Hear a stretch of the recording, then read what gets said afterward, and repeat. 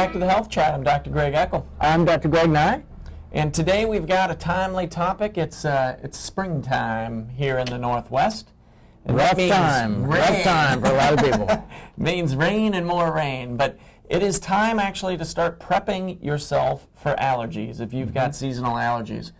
Yeah, and prepping is the key because I think a lot of people wait until their allergies hit. Yeah. And then it's not too late, but it's a lot harder. We do see tons of folks through the Willamette Valley, and it's not just here. There's allergy sufferers around the globe, and by the time you have symptoms, it's kind of too late for that season. It's really palliation is what we're going for. Sometimes we go to the big guns of actually using pharmaceutical agents just to stop your suffering.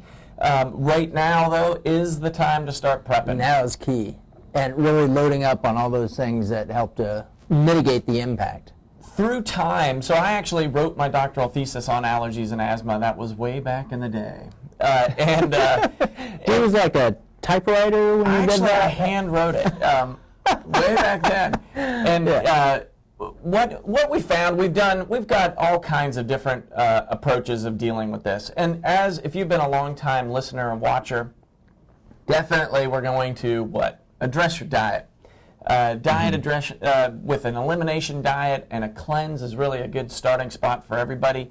Even if you know it's just environmental component for pollens, looking at the foods. Foods definitely contribute. If you've got inflammation going from the environment coming in, it will definitely start to gap your cells of your gut lining. I think in the naturopathic world, we really are thinking about allergies in the same way that we think about, let's say, migraine headache. The problem is not the migraine, right? The problem is whatever is causing the migraine. Right. And our job is to figure out what's causing the migraine.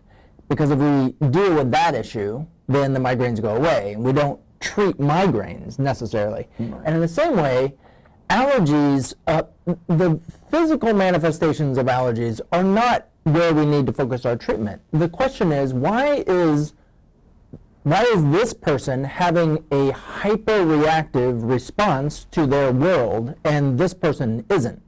What's the difference there? And so we have to look at all those possible contributors to what keeps a person in that reactive state.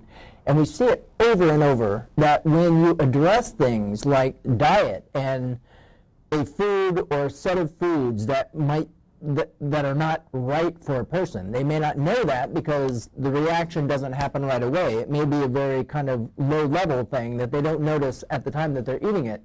But when you identify that food, get it out of the diet, the overall reactivity to environmental things. I've seen someone who was intensely allergic to her cat. Right. She couldn't be around her cat without taking lots of medications. And so we had to go through this process of identifying dietary triggers, and you told her to stop eating her cat. she was giving her cat a bath by licking it, and it was no. But what actually happened was that we found that when she reintroduced soy, so by the end of the elimination process, she was no longer reacting to her cat. She could pet her cat and then rub her eye, and there was no reaction. It's kind of that analogy of how full is your cup. Yeah. And so found out that then when she reintroduced soy and then pet her cat and rubbed her eye, boom, there was her reaction again. And now I've had contact with her probably 4 years since discovering that. And to this day, she's not reactive to her cat unless she has soy. What's the connection between soy and that cat? I have no idea. But there's something about exposure to soy that makes her allergic to her cat. And I'll put an asterisk on that because when you tell folks about, it was soy for this one individual patient, then other allergy sufferers go out and say, soy creates allergies. It's like it's different for everybody. So you actually have to figure it out for yourself by doing an elimination diet. We do have that elimination diet booklet on our website. And through time we found there are definitely certain nutrients and vitamins that really do help modulate that immune system response that Dr. Nye is talking about. I kind of give the analogy of just turning down the stereo. right? When you're exposed and you're ramped up, your stereo is up to 13 on a scale of 10. Right. So what we're looking to do is just turn it down. We don't want to turn it off, like if you're doing steroid therapy, kind of conventional treatments, just turn off your immune system response. And that, I mean, it does get you out of Symptomville, but it ultimately doesn't get to that root cause and how full your cup is. Right, and I think even worse than that is that it sets up other problems down the road, because you shut off your immune system. Right. You've not just shut off allergies, obviously you've shut off response to Everything. all kinds of environmental things that you don't want to be shut off against. Right. So those therapies, you know, they help here, They and then they'll definitely have all some these repercussions. other consequences that you don't want to have. Yeah. So we developed a product called Allergy Relief because we both got sick of prescribing 5 or 6 different things to all of our allergy sufferers. So you can also check that out online. We've got vitamin C in there, alpha lipoic acid, nettles, enzymes, and we've got patients it really does help them tons through, you know, even if they're year-round sufferers of allergies. We found that that is a great addition in there. And then you also look, as we kind of alluded to, we're treating the gut. Taking probiotics along those lines and really changing that ecosystem response to other. Through the years, we've done all of that, and there's still a subset population of our patients that kind of have matriculated through our treatments, and then they still get hammered every year. So over this last year, I went looking for, well, what else can we do for these folks? And came across a great therapy called low-dose allergen therapy. And it's a traditional, well, it's kind of cutting-edge immunotherapy as far as the conventional docs are doing. And it's an injection of homeopathic preparations of allergens, environmental and food allergens. And we look at, it's not the traditional allergy shot where you have to go in once a week or twice a week for 3 to 5 years. This one we're looking at is it's a injection every 2 months. And there is actually a limited amount of injections that you get because it basically will resolve your immune system imbalance. And we're looking at it. You know, early results are really promising for folks. I had a woman suffering with allergies. She had to take Zyrtec every day, or she broke out in hives. And she, on her first injection, she basically is off the Zyrtec and not having hives. So it's very promising. You know, we'll see how she does through this allergy season. She's been one of my tougher patients with allergies that we've been looking to alleviate her symptoms and actually correct an underlying imbalance. But there are different mixes there. You know, it works on the immune system, on activating T suppressor cells.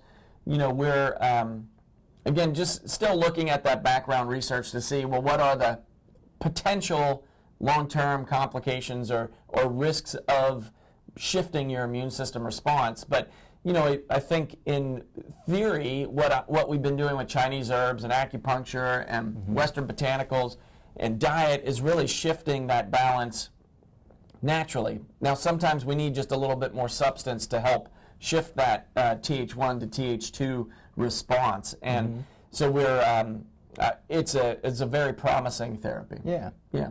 I think, really, in my mind, allergies, like anything else, there's the constant work that you do to figure out what's underlying. We know that the allergic response is the same immunological response as we have to parasites. So there's potentially a link to a chronic parasitic infection that leads someone to have an allergic response. And so that has to be investigated. We know that there are links between heavy metal toxicities and potential imbalances in the immune system. So while we have to do therapies to get people out of misery, and I think this low-dose allergen kind of therapy is very promising, at the same time, we never give up on that other investigation that needs to happen, which is why is this imbalance maintaining itself? What is perpetuating?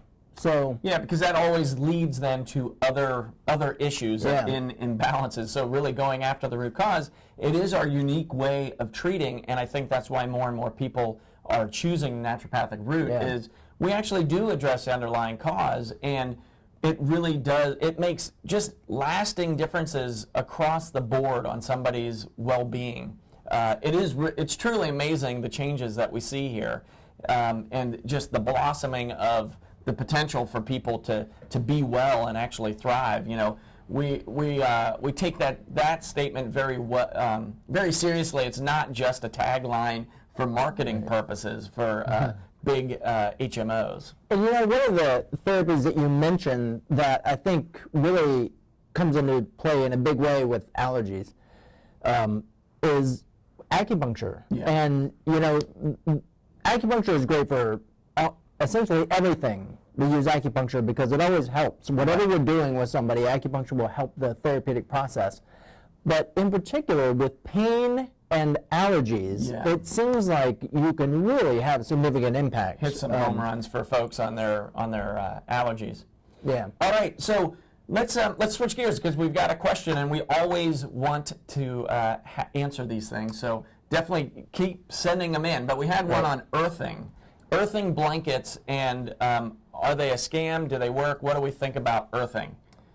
What do we think about earthing? Yeah. That's a good question. You know, there actually research that's been done. I think it's mostly in Germany, where they have looked at a lot of different physiological parameters associated with people that are on these earthing mats. There is certainly a theoretical reason that it makes sense to me that they would help. Right? This is old school nature cure. This is, you know, over millions of years we were exposed to a certain background pulse from the earth that has been completely overwhelmed now by this ocean of frequencies that we all live in. Every time you see somebody's cell phone ringing, that's coming through. That's coming through you. Yeah. It's not actually penetrating through, but it's at least hitting your body. And so everything electronic is in some way impacting our bodies. And so that background pulse of the earth that for so long was the only pulse anyone experienced has been kind of overwhelmed. Right. And so the idea behind earthing is that it's lying on mats or even just resting your feet. They have mats for the bed so that while you're sleeping, you're exposed to this natural rhythm, the resonance of the earth. Yeah. And so there are studies. I don't think it is completely a scam. I don't think it is any kind of panacea for all kinds of ills. Right. But I do think that the more that we can be exposed to a natural rhythm in that way, it simply facilitates whatever other kind of healing process that we're trying to go through. I mean, this goes back to just pure naturopathy with going outside in the morning barefoot and walking in your grass. And in fact, that's one of the recommendations of I think it's the Earthing Institute, or I'm not sure exactly, but you start your day that way. You go out and walk in the dew every morning. Right. 15 minutes, I think. You just walk barefoot in the grass. So make that part of your daily routine. Reconnect. All right, well, thank you all for watching and listening again, and please send your questions to questions@naturecuresclinic.com, and we'll see you soon.